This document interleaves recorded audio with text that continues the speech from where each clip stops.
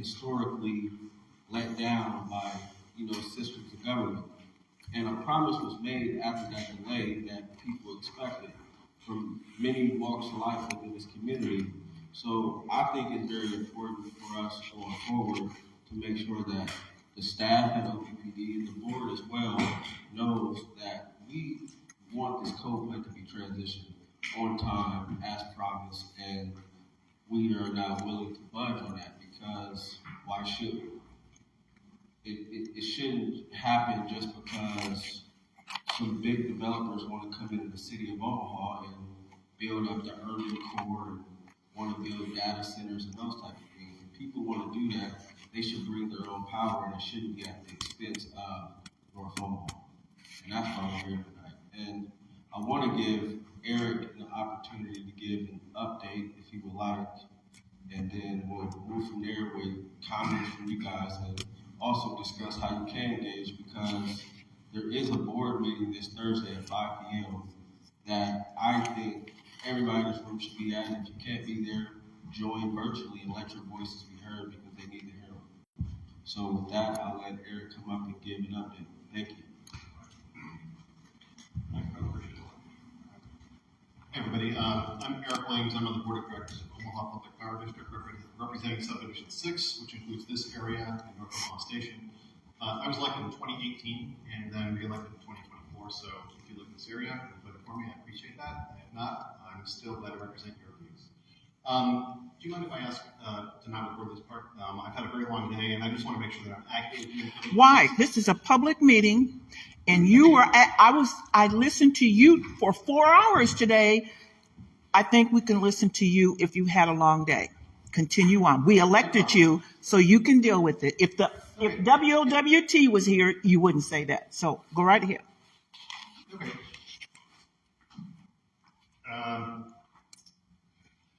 OPPD had our committee meeting all day today. Yes, you did. At 8:30, and there was a closed session. At 10 o'clock, we started the public session. We talked about our corporate operating plan.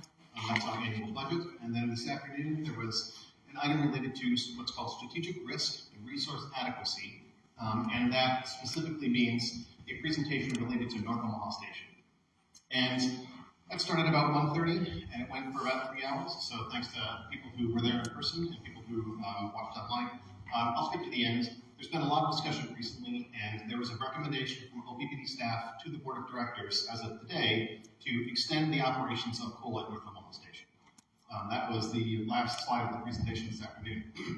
The presentation highlighted a number of different types of information that staff feel are relevant for the board to consider when we think about the balancing of our mission, affordable, reliable, and environmentally sensitive energy services for the community. And so at the end of the day, we received that recommendation. We received some public comments. The next steps are for that information to be presented publicly on OPPD Community Connect, which is an online engagement platform that we use to communicate with community members, to post documents, including these slides from today.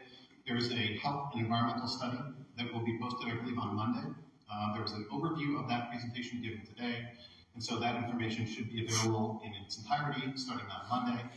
And then other relevant information about the recommendation should also be available. We'll receive public comments and discussion. If you have a specific question, you can ask, get staff to respond. You can use the board contact form to share your thoughts with board members. And then board members can respond. And all of that will lead to a discussion on Tuesday in December, and likely a board vote on whether or not to extend coal at North Omaha Station on Thursday at our board meeting in December. So that's kind of the most recent update. And I'm not sure how many people were at the meeting today. It's kind of a change from the recent status. Because up until October, the next step was for OPPD. We had been working toward a labor contract to refuel North Omaha Station. That was reviewed by the Systems Committee in October. It was presented, and then on Tuesday, it did not move forward to the Thursday board for a vote. Primarily because there was an additional discussion about whether or not the recommendation to extend coal operations should be considered. So the reason that we didn't vote on the labor contract was because we were having discussions about the recommendation to extend. Those are kind of directly opposite types of steps. And so now the board needs to consider the recommendation, and we anticipate anticipate board action in December on that recommendation. So, first of all, I don't know if anybody has any questions about where we're at or where the next steps are. I can answer some of those. Pastor? I did have a question here about what the progress is with the suit and, what the time frame is as it relates to that getting resolved. Okay, so what he's referencing is that on Thursday, before the board meetings in October, the Attorney General filed a lawsuit against OPPD, specifically the directors and the CEO, and that it essentially seeks to stop OPPD from retiring coal at North Omaha Station. And so I'm sorry to say, I don't have any specific comments on the lawsuit. It's a matter that is pending litigation. So I don't have any specific comments other than just it was introduced in October. There have not been any additional steps yet. The board is considering the recommendation related to North Omaha Station now. The two are not directly related. And you don't have any idea of the time frame for it to get adjudicated? I do not. Yeah. So if they were to extend the coal operations, do they offer a range of time frames, i.e. I'm thinking now, coal purchasing commitments, rail transport commitments? Would it be a 5-year extension, a 10-year extension, a 15-year extension, a 2-year extension? Did they go into that? So the language of the resolution that was presented did not specify a timeline. But earlier in the day, there were a few different types of information presented. The financial information that was presented did specify projected future financial cases for a 5-year and a 15-year extension. But I do think you make a good point. There are lots of other additional considerations related to North Omaha Station that were aligned with the retiring of the coal and refueling, refueling of 4 and 5, retiring of 1, 2, and 3. So specifically, the ash landfill is essentially completed, closed, covered, and not still available at North Omaha Station. If there's an extension of coal operations, what happens to the ash? That has not been presented so far. What happens to the coal contracts? They would need to be renegotiated or extended. What happens to all kinds of other things? I think our bottom water quality permit for the coal ash bottom sludge transport would need to be re-updated with the state of Nebraska. I think there's some federal permits that need to be re-updated. There was not a presentation on any of those items today. I think those are logistic items that would be considered moving forward if necessary, but as of now, the board has not agreed to extend anything, so they haven't taken any steps to do any additional extensions because the guidance from the board is still Resolution 6518 from August of 22, which says remove coal, refuel, retire 1, 2, and 3 by the end of 2026. Until and unless we get different guidance, those are the instructions that stand. So do their contracts for current coal and transport probably go through 2026? So they've got some time to come up with new contracts on those negotiations. Historically, have they done 5-year contracts with the railroads? And if they were to follow previous historic precedent, what would be the length of term that they would? Does that make sense as a case study? Yeah, I'm going to have to defer to staff. The coal contracts are negotiated and administered by staff. The board receives updates when those are appropriate, and I think we did some of that sometime in the last couple of years. I honestly can't remember, so I don't have any more specific information about the coal contracts. Yeah. Thanks for your leadership on this. You mentioned the resolution in August 22 that was to remove coal from North Omaha. I just want to make sure that we're all on the same page about exactly how the North Omaha Station operates. If I ask some specific technical questions, can you make sure correctly so that we're all on the same page? How many burners are in North Omaha? 5 burners in North Omaha. And how are they fired right now? They're in order of age and size, 1, 2, 3, 4, 5, 1, 2, 3, the oldest. They are on gas, and they operate only in peaking or balancing. 4 and 5 are the newest, the largest, and they currently operate on coal, so those are more baseload assets.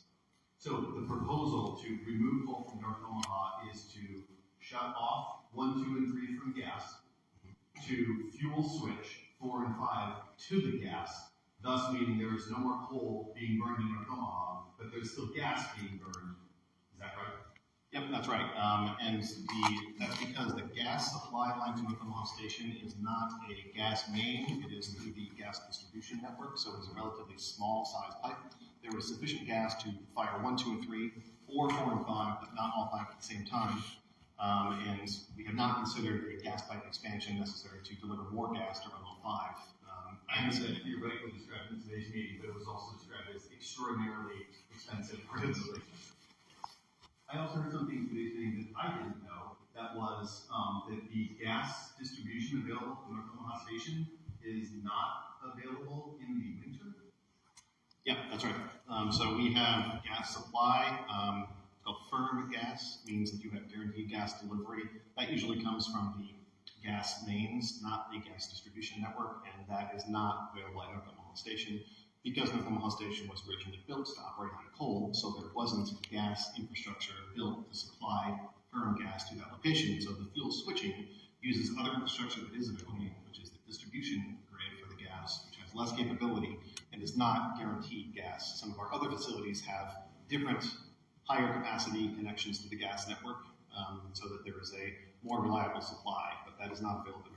But both of those things, it's not possible to run all 5 burners with the gas supply you have. It is not. And it is not actually possible to even run 4 and 5 in the winter. So even in the proposed fuel switching, the 4 and 5 burning on gas would still not be winter accredited capacity. That's right. And so that's kind of the underlying challenge from the resource adequacy perspective. Staff presented a lot of technical information. We are connected to the Southwest Power Pool grid. They have changed the requirements and the types and the number of resources we need to have. They have increased those specifically in the winter. There didn't used to be any additional requirements. Now there's a 36% planning reserve, so you have to have 36% more megawatts available than your peak load. So if your peak load is 100 megawatts, you have to have 136 megawatts of accredited capacity available in the winter. That is a very difficult standard. That got implemented quite quickly. A lot of utilities in SPP are now working to firm up those assets in different ways to make sure they can meet their winter planning reserve margin. Because the gas is not firm in the winter, the fuel switching would mean that none of the 5 units would be accredited winter capacity. And that is why the winter planning reserve margin is the constraint point that the plan is being based on.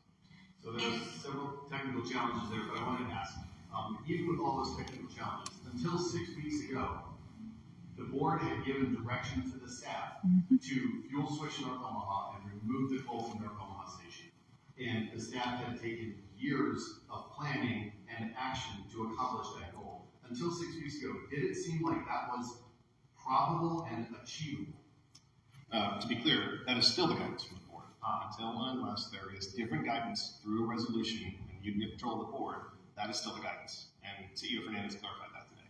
And yes, all the way up until we did not take action on the labor contract. I think the thought was we are anticipating moving forward to the refueling, and things were kind of running in parallel. So I think it is kind of a significant switch of rather than moving toward labor contract to get to refuel and retire, now it is actually there's a recommendation to do kind of the exact opposite. So it is a pretty significant turnaround from October 1st to where we are today in what we anticipate happening by the end of next year. Thank you. If these technical things are true, that Scott was just saying, and you clarified saying that, we can't operate all of these on gas, not enough gas capacities, then why would you have passed that resolution to begin with? And what were you doing to transition to gas in the first place? I am so confused as to all this. What seems to be happening, is Hillgers filed a lawsuit, scared OPPD. You guys aren't pushing back. You haven't built enough energy elsewhere, like in York, where OPPD has messed up the relationships with that rural community and that solar project hasn't moved forward. I don't understand what is happening. None of this makes sense to us. And I live in Hastings, Nebraska, right? But obviously I'm part of Bold and we care about energy, and we've represented farmers and ranchers when they were being bullied about the Keystone XL pipeline. And I feel like North Omaha is being bullied now, and it sucks. And there's so many good people on the board that got elected to close the coal plant down. So what's happening? There are a whole bunch of steps that have been taken, up to and including a new electric auxiliary boiler in North Omaha Station, so that when the coal refueling to gas happens, the waste heat from the coal provides sufficient heat for the humans in the plant, and in order to run the plant on gas in the winter as a balancing asset only, you would have to keep the plant warm enough for the humans. We installed a big electric utility boiler. A ton of steps have been happening. Through all of 23 and 24, I was the chair of the board and the chair of the systems committee now, and I asked essentially every single meeting, tell me how this impacts the transition to North Omaha Station. Are we on timeline to meet the refuel by the end of 2026? And the CEO, other executive staff continually promised, yes, yes, yes, we are, all the way up until the most recent generation update in the spring of 26, I want to say maybe April, included, here are the steps we are specifically taking to accomplish this. So it is unfortunate that we are now kind of so close to the end, and for the recommendation from staff to now be, you should change your mind and do something different. Kind of so close to the last action step on the plan was to get a labor contract to do the refueling. And it's difficult to receive that recommendation now. And I don't have any comment about any board member's position now. That would be a thing we can talk about, we'll anticipate talking about in December. Where did the requirement to increase or change come from, the requirements to for gas that was being discussed? Where did that come from? What specific agency? So the requirement for the additional resources? Okay, so the OPPD is part of a larger grid. It's called the Southwest Power Pool, the abbreviation being SPP. The Southwest Power Pool is, as was highlighted today, is kind of like an air traffic controller. Every utility flies their own plane around. You can do what you want with your plane, but they help guide where the planes are so they don't run into each other. The Southwest Power Pool is like the air traffic controller of the grid. They help to make sure that the utilities, because we're all connected together, don't run into each other's planning. So we share resources across transmission lines to other utilities. And in doing so, we are all benefited. It is a significant benefit to OPPD and other public power in Nebraska to be on the Southwest Power Pool. When there are cheap wind resources available in South Dakota or Kansas, we get to have access to those through transmission lines managed by SPP. When we have additional generation that we want to sell, we can sell it over those transmission lines. So there's a real significant benefit to being in the SPP. But they then also are responsible to make sure that the entire grid operates successfully. And in their best judgment, the engineers at SPP and OPPD staff are on the technical review committees at SPP and did vote in support of the additional planning reserve margin requirements because it is the best professional recommendation for utilities to do. Who recommended that? What study? Yep, so SPP's what's called the, there's technical staff at SPP. One other thing, what government agency is over it? Is it? The beginning of the presentation today highlighted kind of a, as they call it, an alphabet soup of agencies. So at the federal level, the Federal Energy Regulatory Commission, FERC, the North American Energy Reliability Council, NERC, and then SPP. DOE is also in the mix, so all of them play slightly different roles in regulating the way utilities do planning. And so we are subject to a whole slew of different types of regulations. And I do, to be clear, I do agree that it's important for utilities to have sufficient resources. The main reason they're recommending additional planning reserve margin is because assets that have said, I will 100% be available, have turned out to not be as available as they had said they would be. So, OPPD has coal plants, North Omaha and Nebraska City, that in the last 3 years, each of those years have been unavailable because of low river levels. The water was too low to come into the cooling intake at the plant, and the resource was not available to run. That is the type of unavailability of traditional assets that was not previously considered, is now considered by SPP. So they have to say, if you say your coal plant is worth 100 megawatts, but it doesn't operate 20% of the time because of external conditions, we can only give you credit for 80 megawatts. So that has lowered the accredited capacity of those resources. And that is a more accurate, more responsible, more conservative way to keep the grid operating. But it does mean that assets that we had previously said, it's 100, it counts for 100, are not still getting credited as 100. That's where that additional planning reserve margin is coming into effect, is to say, we now have better information about how to plan the grid to keep it reliable. And SPP did a good job to make that recommendation. And OPPD is building new resources to meet those needs. But that is a constraint point that has shifted our planning. And it happened very quickly over the last 2 years, essentially, with a big change in SPP that is difficult for us to manage. Yeah, David. Today's meeting, there was a lot of things that was thought through.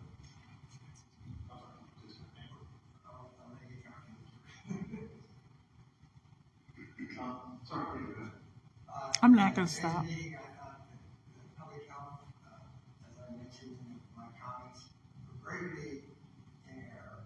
The effects of public health on the North Omaha community especially.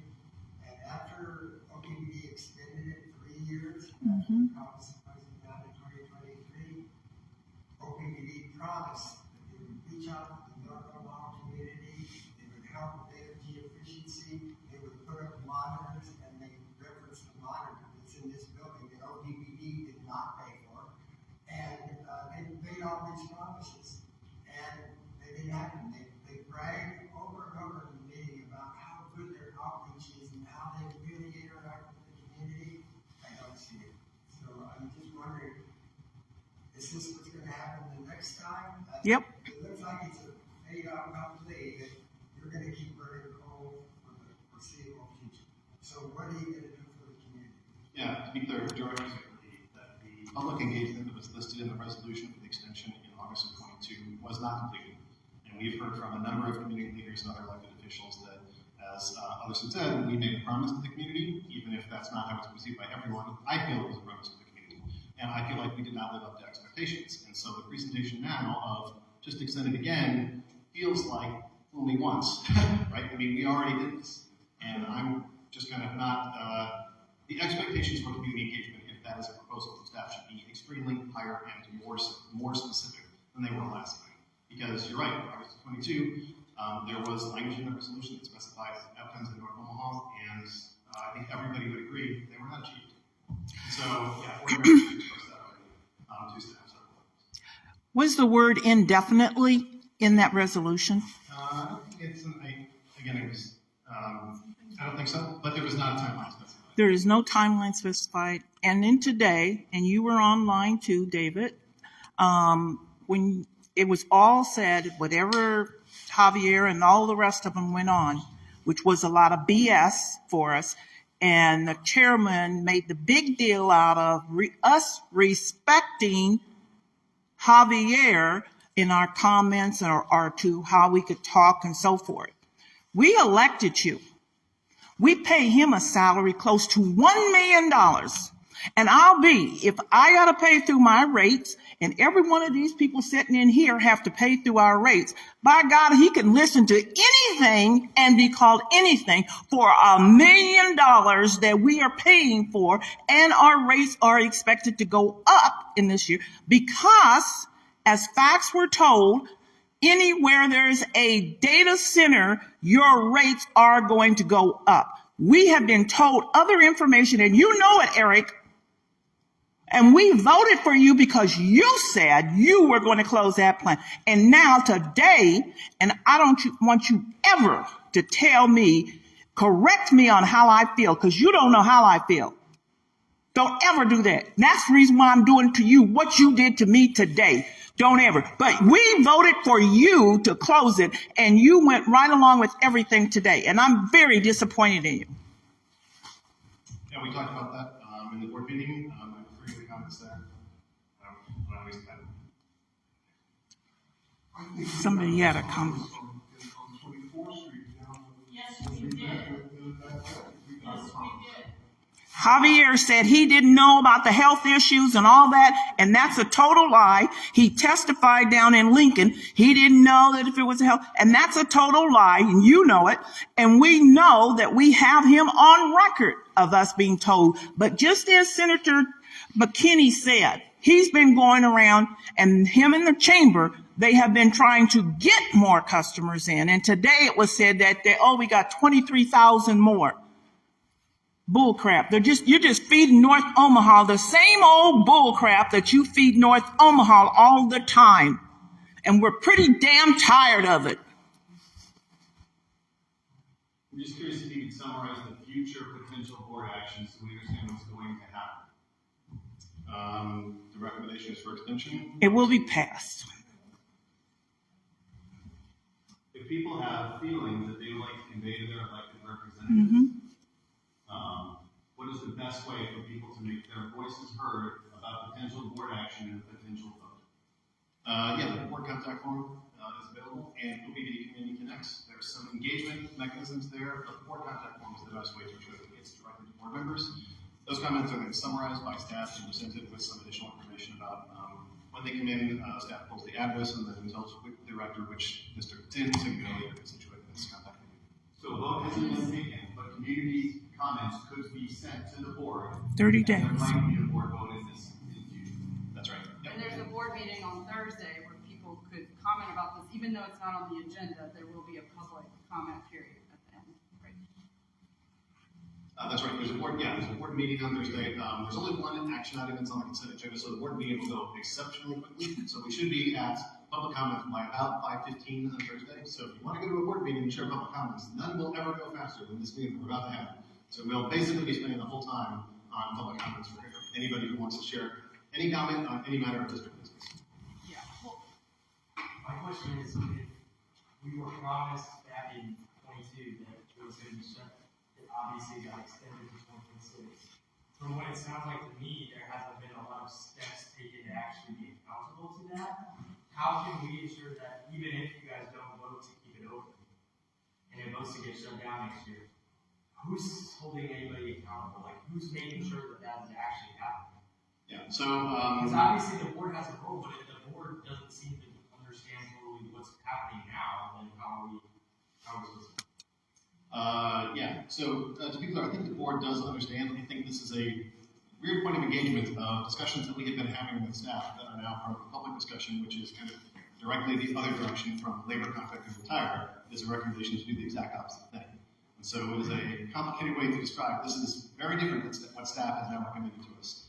The mechanisms of accountability. The board is tasked with overseeing the CEO and doing performance reviews and compensation evaluation for the CEO and the executives in reviewing strategic directives. And if that is not in compliance with the direction that the board has given, then the board needs to implement appropriate steps. And so that is the corrective mechanism. The board would decide if you are not doing what we have told you. For example, if there is not an extension, Resolution 6518 is still the current guidance from the board to complete the refuel and retirement by the end of 2026. If that does not happen, the board needs to decide what is your staff doing? Are they following your direction? Because the board is the ultimate regulatory and accountability oversight for the organization. And so we would then need to decide what should we do if we determine that staff is not following the guidance that we've given them. so Eric, did the board approve the CEO being out in the community? Like, Senator McKinney mentioned being at a meeting with him, advocating to keep the plant open, and like there was that article in the World Herald in the last week. Like, was the board involved or approve any of those actions? Those aren't directly board reviewable actions. That is delegated authority to the CEO to act in his view of the best interest of the district, and then the board needs to decide if the recommendation from the staff is in the best interest of the district. And so, I think, again, we're at a time of that information being recommended publicly today, and now we have to decide what to do with it before we take an official action relative to it. I don't want to put you on the spot to speak for your colleagues on the board, but I'll ask you, will input from your constituents and community members have an impact on your potential votes on board action?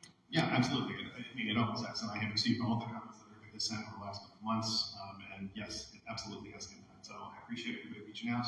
My understanding is that staff has responded to everybody who has submitted comments, and if you have not received a response from staff or you have follow-up questions or comments, I have my card here. You can call or email me directly. So yes, it absolutely has had an impact on me personally, and I do know that the directors also read the comments and take that into account in the decision-making process. So engaging with directors does have an impact on them. Up to now, have you guys actually seen the plan from OPPD to get the coal plant shut down, or you actually haven't seen the tangible?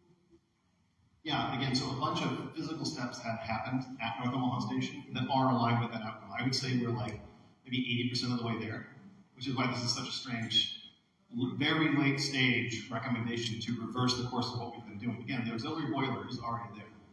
You need different burners for gas than coal, so new burners for units 4 and 5 are physically at the station now. External construction has happened to make changes to the way that we handle materials on the site in alignment with the conversion of 4 and 5 to gas and retirement of 1, 2, and 3. So a ton of work has already happened, and that was highlighted earlier today. That we've already done a bunch of work. most of it, the last step again, was the labor contract to carry out the removal of the boilers, removal of the burners to do the conversion. So that's the last step. So again, it is, I understand the frustration, and I'm also frustrated that we are so close to this and that now, and then there's a recommendation to do something essentially very dramatically different. Do you have an idea of what money has been spent to do the conversion as of this point? I do not, but I do think we have discussed it in the past in a public meeting. I think if you ask in a board contact form, you should be able to get a direct answer. I mean, the reason I'm cautious about presenting things today is that we just had 9 hours of board meetings, and I can't remember what was discussed in public session and what was discussed in the private, and that I'm not supposed to be sharing with the public, because there are parts of this discussion that are confidential. And so it's difficult for me to communicate and be careful about that information at the end of this long day. So I don't know what it says, 17 million. that sounds pretty good.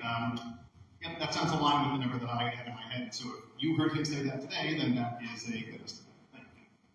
This lady had a question. My question is, who does the health research and presents that to the board? OPPD contracted 2 external organizations. One of them is called EPRI, Electric Power Research Institute. The other one is called AECOM, AECOM. That is an abbreviation for an engineering company that does electric utility-related professional services. And so they were contracted to do a health and environmental assessment. 2 slides were presented today that summarize the information that was that comes from that report. My understanding is that the entire report will be available on Monday, and then public and other health professionals who are interested can take a look at it, examine the methodology. It was indicated that this is a repeatable type of study, and I'll be curious to hear from other people who are involved in that public health profession about how they feel about the information that's presented. And that would be on the website? I think that's going to be posted on OPPDCommunityConnect.com. I think it will be one of the supporting documents to this item. When you go there, there's a bunch of titles. If you click on the icon, it goes to a page that has summary information, and on the right side, there should be a list of like PDFs. I expect that the PDF of the slide presentation from today will be on there, and on Monday, as we were told today, the the health and environmental assessment should be there as well. And how long has this health assessment been going on with the poll? Do you have any idea? Like a month, I think. I'm not sure how long they've spent on it. It's just that the faculty at Creighton are in communication with independent academic health researchers, and they've agreed to review the study and its conclusions once we get our hands on it. We'll share that with Bold and everybody else that can. Maybe get some paper. I do have one other question. We were in the October meeting. It was that the labor contract was not on there at the last minute, and we were almost, or I think I know I was, and I'm pretty sure a lot of other people, we were underneath the assumption that the moment those came on, that was kind of like saying, okay, we're going through with this. So you want us to believe that this information all of a sudden just came in and says, no, we can't close it, because all of a sudden when you had the Attorney General filed that, whatever he filed, whatever he filed. So then it was like, boom.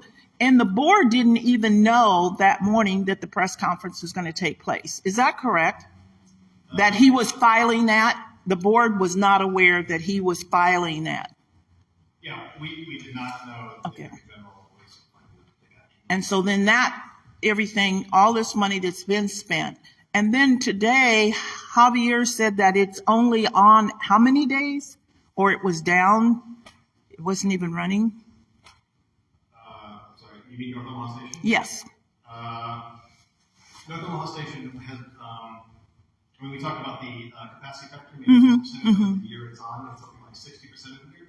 And then there have been multiple times when external conditions have caused a forced outage at North Omaha Station, which is something I asked about, was how often is North Omaha Station not able to do things outside of our control, including low water levels or frozen river conditions, and that's been each of the last 3 winters. So So yeah, that was good. I think we agree on that here, because reliability is often the reason that, some people say we shouldn't have wind and solar. Can you talk about the outages at the North Omaha station, and you mentioned Nebraska City? What do you know about the externalities that causes that? You mentioned each of the last 3 winters, that's significant for North Omaha. So we have another strategic directive, number 4, about reliability. And in strategic directive 4 annual report, there's what's called EFOR, effective forced outage something, can't remember the last word. But that is tracking how often are the resources available based on when we plan for them to be available. It's different than our other planning metrics. And so we talked about that in the SD4 monitoring report earlier this year. Staff did highlight that we had seen an increase in the frequency of unplanned outages or forced outages at some of our facilities. And we are taking steps to do additional maintenance at those facilities to bring down the unplanned or forced outages at our facilities. Low water levels in the river is something we really struggle to control. We cannot control those in the river. And so that is one that is essentially outside of our control. I think we are trying to do different things at the intake to make it more available, but that is reflected in the EFOR number. I think that is also reflected in the way that those resources are credited at SPP. Again, as we talked about earlier, and Javier mentioned today, that at some point in the future, as North Omaha Station continues to age, the oldest units are now 70 years old, I think. At some point, they will not continue to retain sufficient value that we should continue to operate them at all. Because some of the parts can't be replaced, they are not continuing to provide reliable service because of external things like the Missouri River flows have changed significantly since the 50s. And so now the river is lower than it was when we planned the depth of the intake for the cooling water. That's something that would lead to, we need to make a different decision about our Omaha Station. Aside from just whether or not we need the power or we prefer coal or gas or other resources, external things might have an influence over when we decide we can't continue to run this because it's not still providing the type of service that we expect it to. And that was in the later part of the presentation today. So that is part of the consideration of what should we do with all of our resources moving forward. We have other resources that are also old that will also need to be replaced in the future. So, in terms of the leads, I'm thinking now about climate, weather, drought, extreme cold. The 3 outages at the North Omaha Station for the last 2 winters, those were all low water related, right? And yeah, I think so. Were they all wintertime outages? Or they... Yeah, I mean, I know of 2 of them, mostly because I work in water management, and so December of 22 and January of 24 were the 2 lowest points in the Missouri River ever recorded, and that means the water was below the intake. I think there might have been another one where water was unavailable, so we didn't have cooling, so we couldn't run the units. Nebraska City also, have been water related, North Omaha and Nebraska City were both impacted in December of 22. I'm not sure if Nebraska City was also impacted in the other 2 winters. Maybe there's press coverage about that. I can't remember.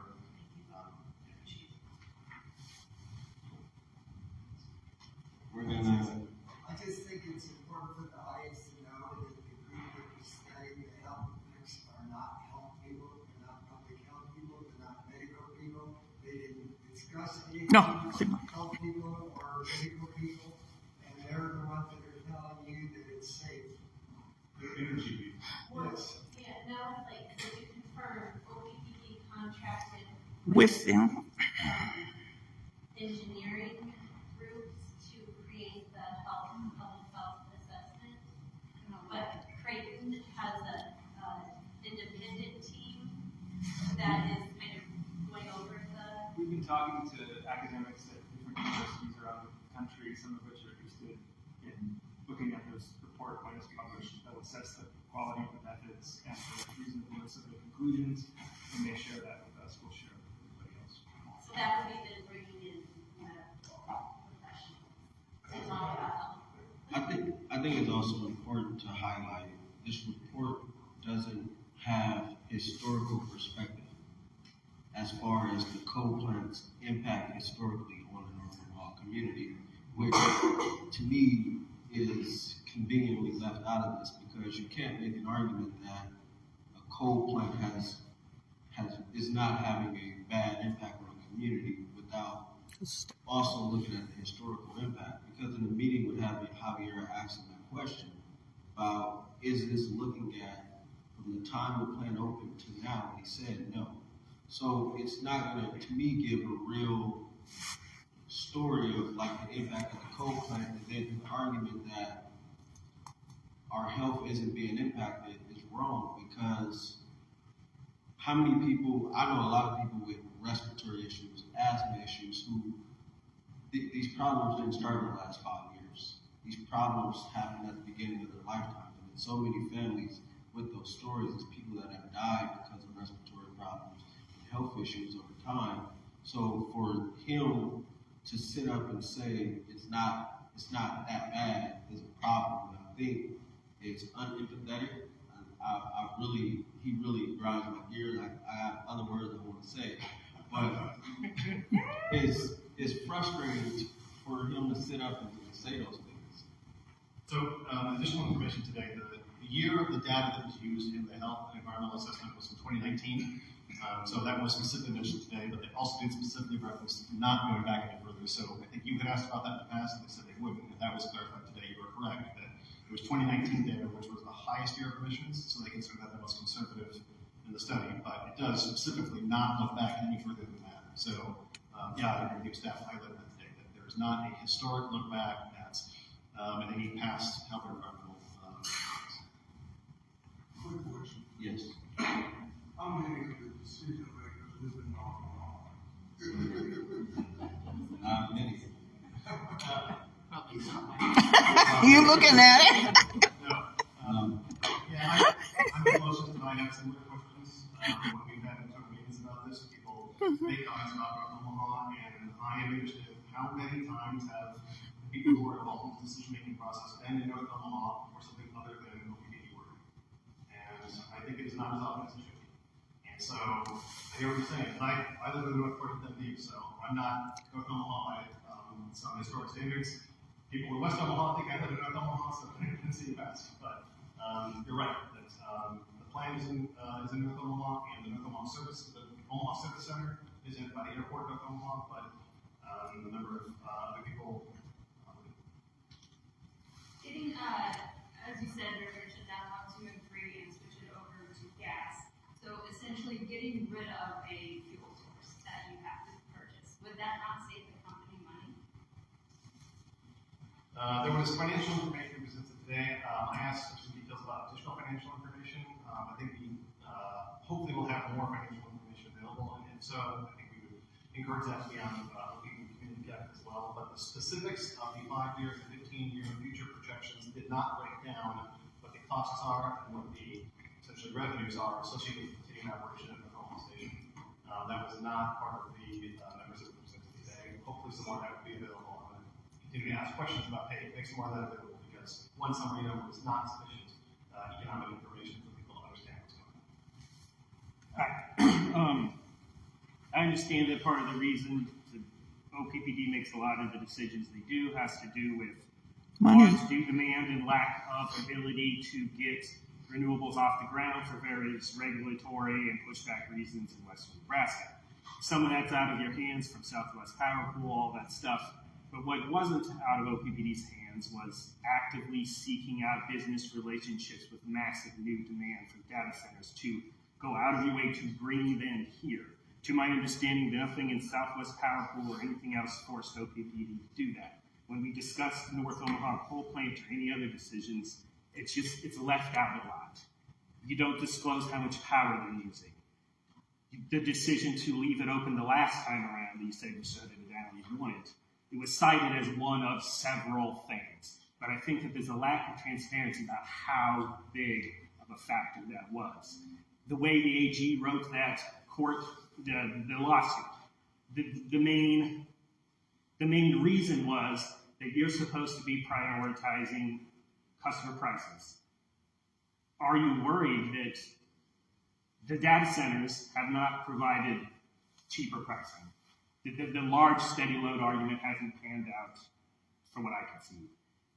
That same lawsuit logic could be hold your feet to the fire to not allow massive new load from these data centers. Like what does a no look like when they come to you? I've been told you're not actively recruiting them like you used to, but when they come to you and we want to say install the new chips at the Google State Street site, and they're going to up their capacity by 50, 75%, same footprint, new chips, way more power.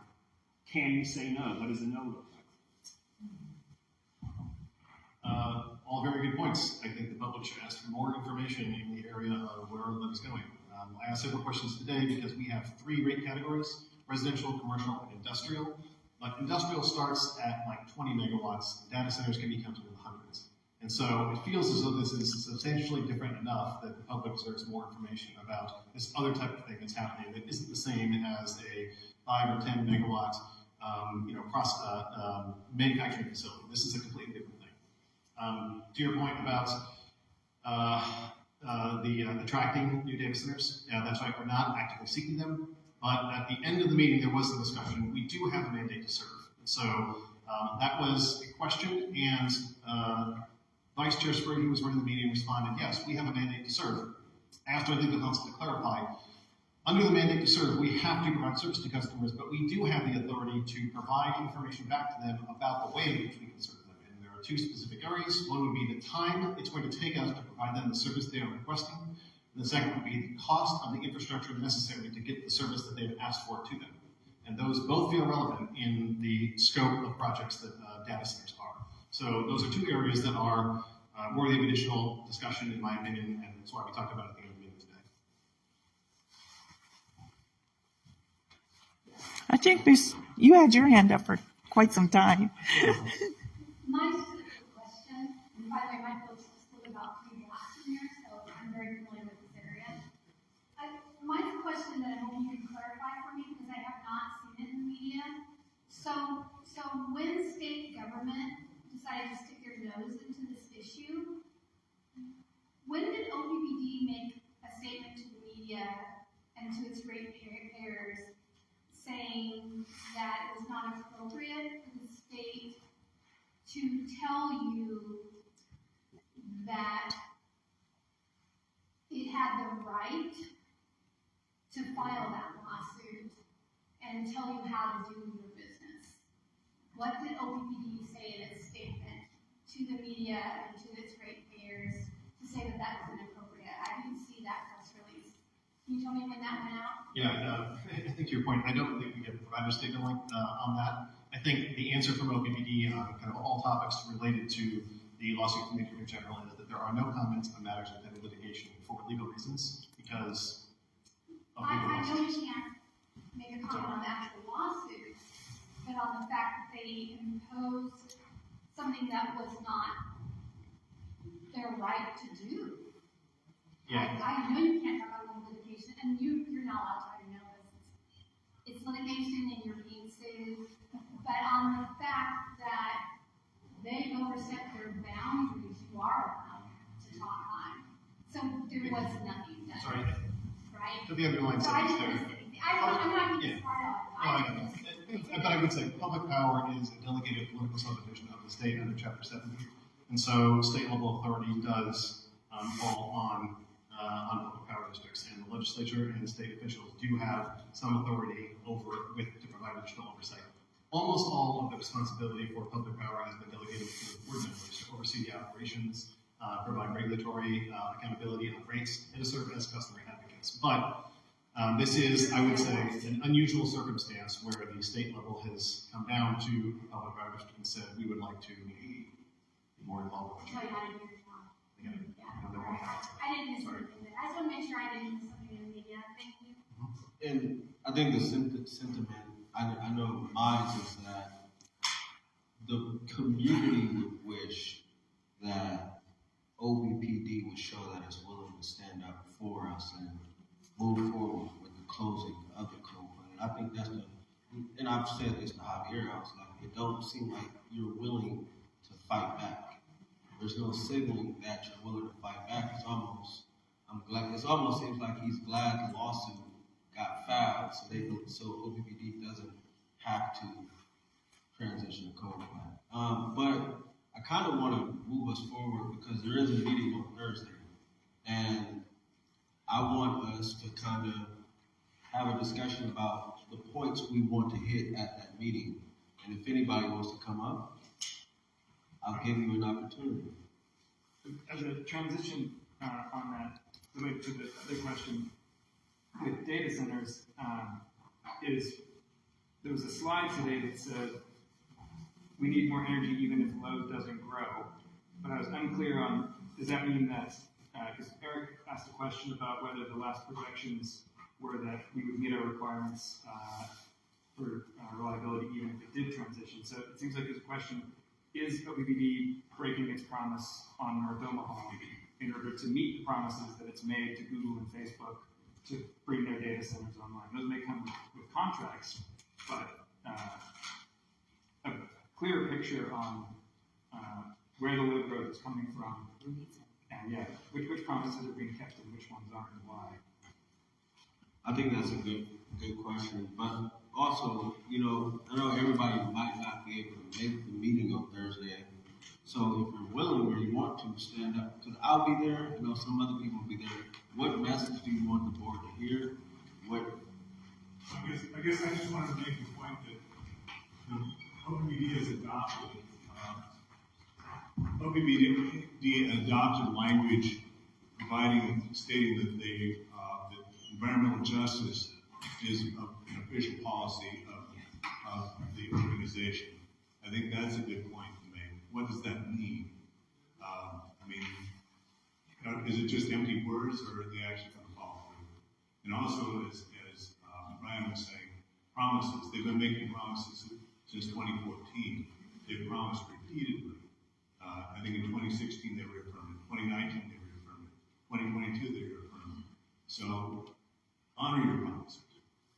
Those are the issues I would say. That was a comment that I made towards mine after I told them I didn't appreciate them talking to us like we were children of 10 years old, is they talked about respect Javier, respect the board, respect that. And I said, you should respect the wishes of the North Omaha people, or the fact that we are not 10. Respect your promise, because all this should have been was a procedural, because they had put it in and said, the board is the one that calls the shots. The staff, as they call them, they tell the board so that they can be informed, and then they decide. They decided in 2022 that they were going to close it 2026. They're not keeping their promise, or do they respect us? And that's the reason why I said I'm getting really damn tired of the promising to North Omaha, and then you never do. The time and place for the meeting on Thursday? The meeting is at 5 p.m. at the City Civic Center. 1819 Farnam Street, where they hold the city council meetings. It would be great to go in person if you can. If that is not possible, there is an online component as well, but showing up in person is infinitely more impactful. I wanted to comment on... and you can wear a t-shirt. Absolutely. Director Williams left. If you want to talk to him, he left contact information if you don't know how to reach him. He wants to hear from constituents and community members. But all board members want to hear from constituents and community members, because it's important to remember that, as Cheryl just mentioned, the board oversees the president and CEO and all the rest of the 2,000 plus staff. And the board tells the staff what to do, and the staff needs to determine how to do it.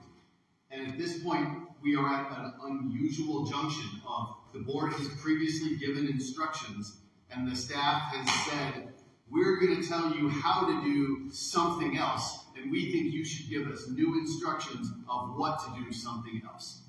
And so now we are at an inflection point where the board will have the opportunity to tell the staff, they're not going to. yes, thank you for telling us how you want to keep burning coal in North Omaha. We are telling you what to do, which is keep burning coal in North Omaha. Or the board will have the opportunity to tell the staff, thank you for telling us how you would keep burning coal in North Omaha.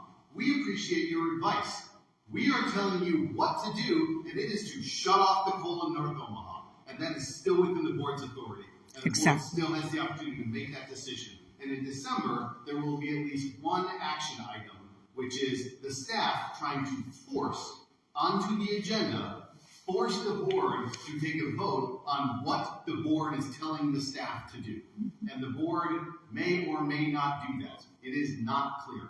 There are 8 members of the board, and they may tell the staff, yes, thank you for telling us how you would keep burning coal. We are telling you to keep burning coal. And they might also say, thanks for your advice. Please proceed with a labor contract and take the coal out of North Omaha. I think that would only happen if you have so much pressure from the public and everything else. That's the only way going to happen. And if any of you get a chance, it'll be on their website, is to look at today's meeting. The last, what would you say, David? 20 minutes? 20? Well, no, don't fast forward. Don't. That's all bull crap. Javier goes on about all that about. But the last 30 minutes is where people got in. David talked, I talked, Pollock talked. Those are important if you hear that. So maybe you do that before Thursday's meeting. But that's the only way it's going to make a difference.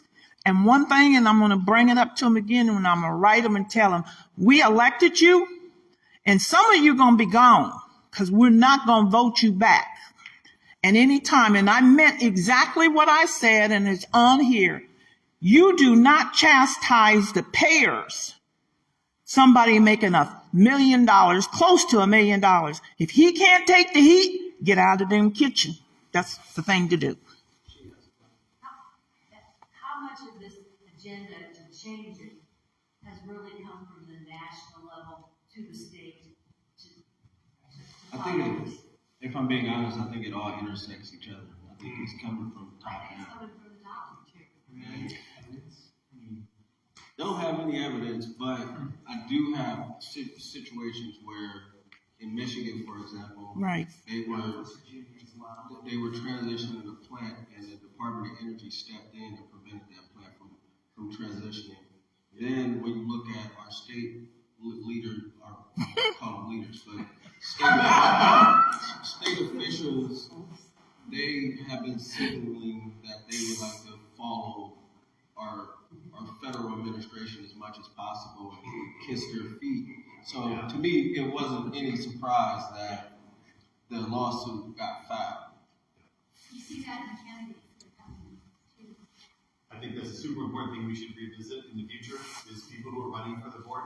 Because as Cheryl says, people on the board right now are accountable to voters. And that accountability happens in November.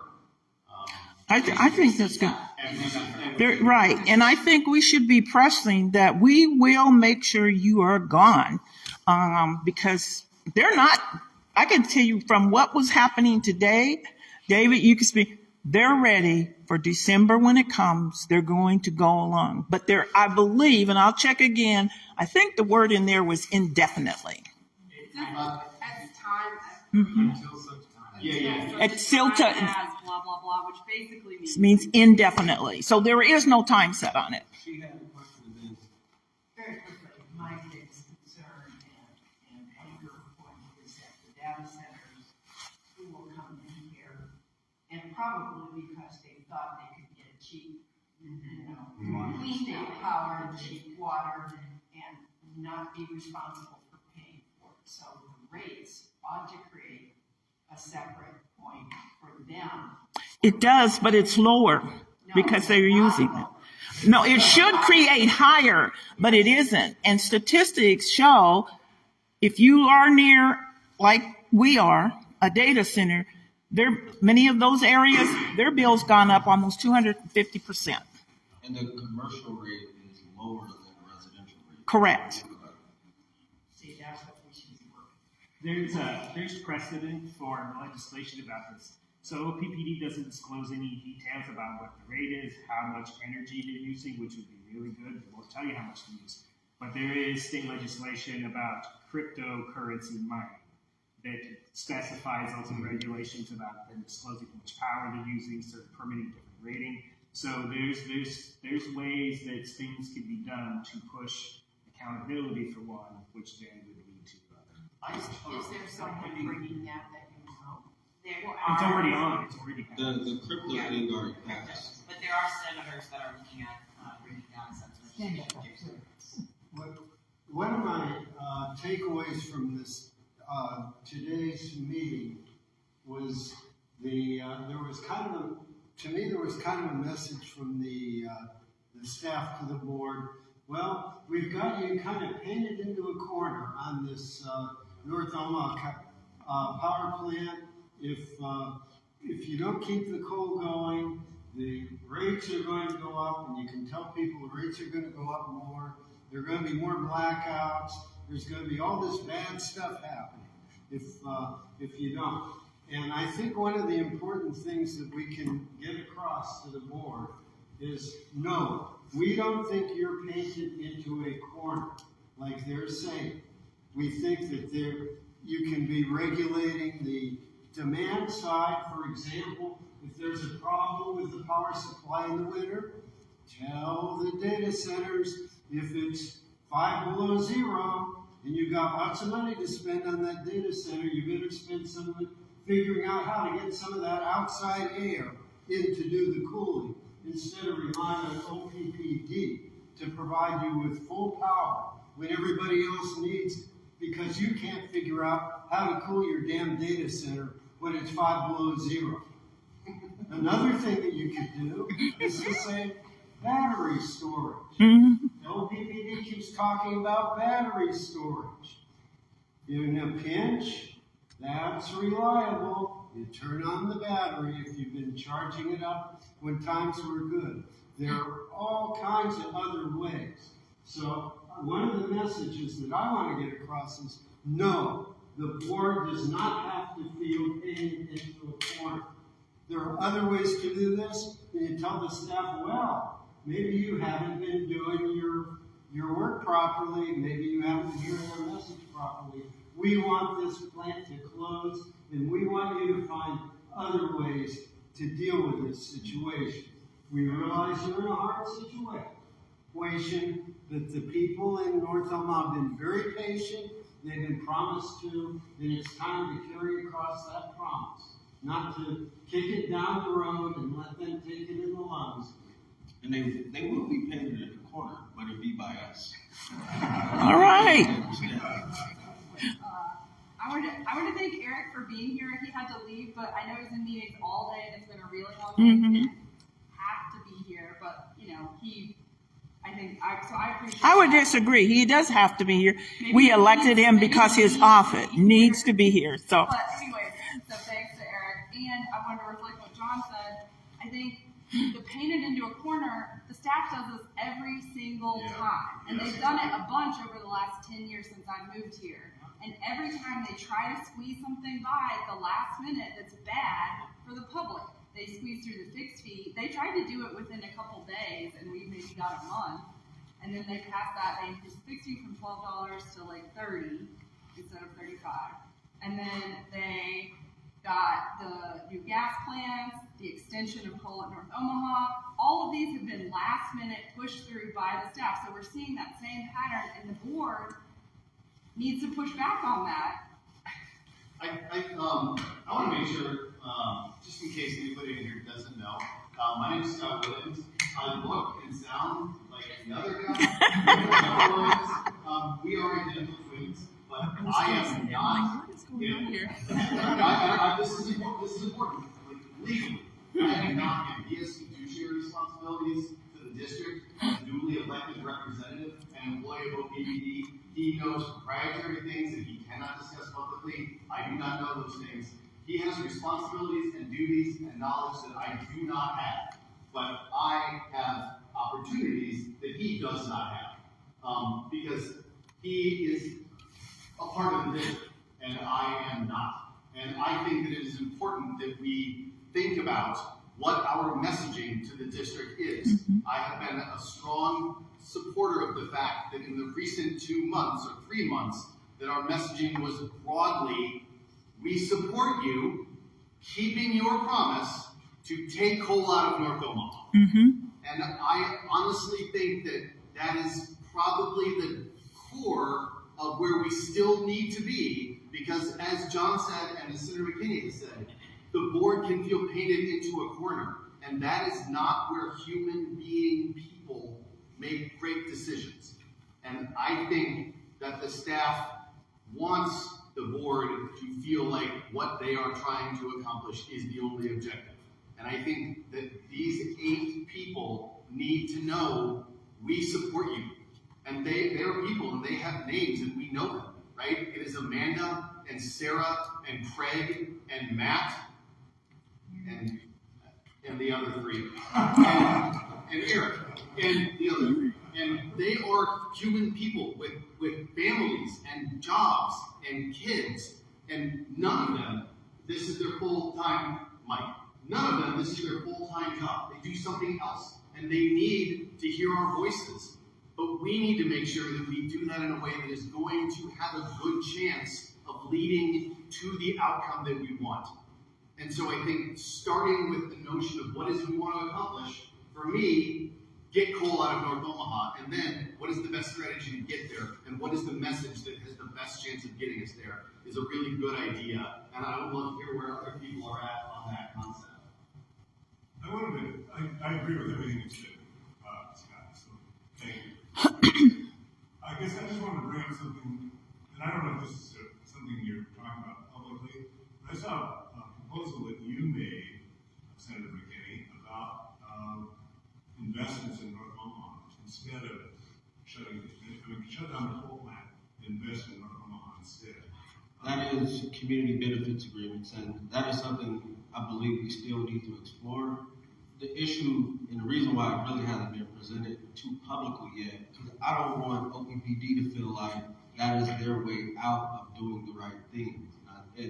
And that's the struggle with that. Yes, but I do think but I do think a community benefit agreement needs to be established. And in the meeting that I had with OPPD, Javier was there, Eric was there, some staff was there. They did express interest in a potential community benefit agreement, but that don't mean we need to take transition the coal plant off the table. That needs to be in there, and that they need to be held accountable to that. But I do think, especially for the North Omaha community, they need to be held accountable because, as David stated, they made promises in 22 that they did not keep. We need something to make sure whatever promise they make going forward, they can be held accountable for that. And it needs to be legal and binding to make sure they can't wiggle around it. And so it does need to happen. Along those lines, Rewiring America had a study out.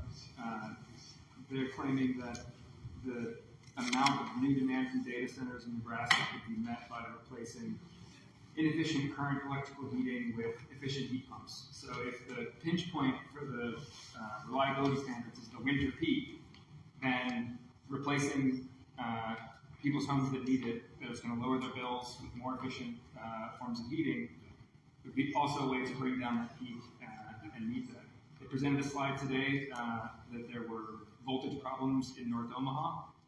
Solar is not going to help with the winter peak, but solar and storage in homes in North Omaha would help, I think, with the voltage. It could help with the voltage. Yes. So there are ways to invest in North Omaha that are going to both meet those reliability requirements while helping meet the affordability and other pressures on rates.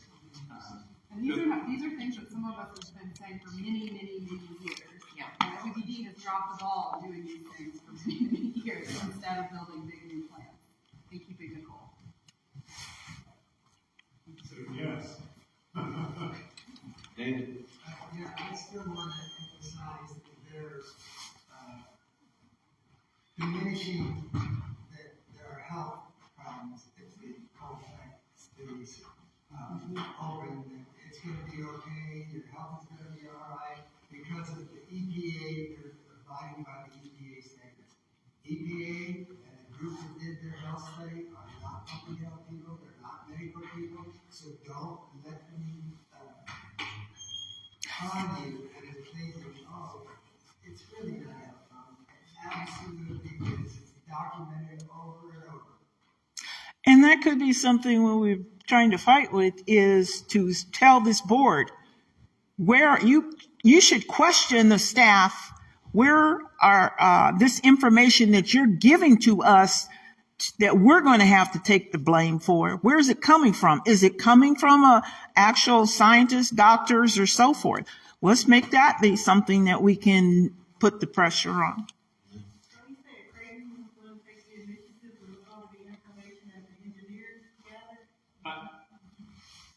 Not faculty at Creighton as the experts, but faculty at Creighton. We are reaching out to other experts around the country to get them to look at it, compile the information, share it with folks. I think they need to pull the data. I know a strong percentage of the maximum for asthma and cancer. Yeah. Focus on that.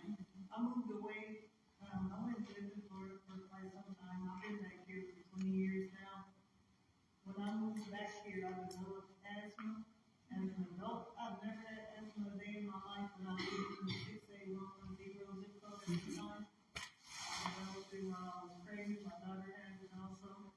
And my son was raised in Florida. He also developed asthma. All of us, we developed it when we moved back to Omaha. So I think that is something we definitely look into. Yeah. Raise the asthma, cancer as well.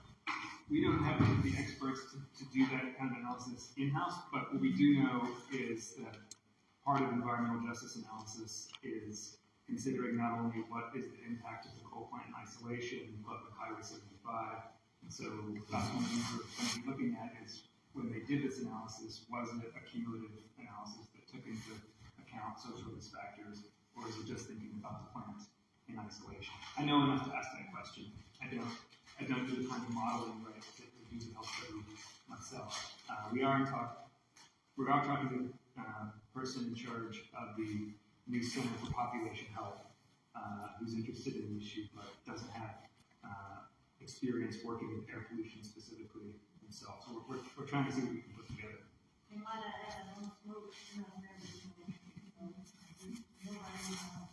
You know, the American Medical Association, the American Lung Association, the American Heart Association, the Asthma Coalition of Nebraska, they all know the biggest challenge of human health. So it'd be nice to get an outside expert to come in and tell us what we already know, but they don't seem to know it. And we have a few minutes left. I just want to, again, thank you all for coming tonight. I really appreciate it. I'm glad to talk to y'all, and hopefully I see a lot of y'all, everybody in this room on Thursday at 5 p.m. at the board meeting, because I think it's very important that all of the concerns and questions that you guys have, the board and staff hear it in public forum and put on record about these things, because we have to continue to put pressure on them, because that's the only way we can get the outcome that we want, is we make them feel us, make them understand that we're not walking away, we're not just going to lay down, and we want them to fight for us, and if they won't fight, we will fight, and we will keep fighting and keep showing up. And I think they need to hear that message. They need to respect North Omaha. They need to close the coal plant and make that commitment and stick to that commitment. Not even make that commitment. They already made the commitment. They need to stick to their commitment as much as possible. Keep your promise. Exactly. Keep your promise. And if they can't show up, tell them they can comment online. Yes, if you can't show up, you can make online comments, and you also can make an online comment through WEBEX, where you can speak. Speak during the meeting. Keep in mind there's a board meeting on this Thursday, Yeah. November 19th, and then the one where there's expected to be board action is Thursday, December 17th. Yes. So that one should also be on our calendars. With 5 weeks, we should hopefully be able to turn out a ton of people for December 17th. I know it's the holidays, but that one should be on our calendars too. And I do have one last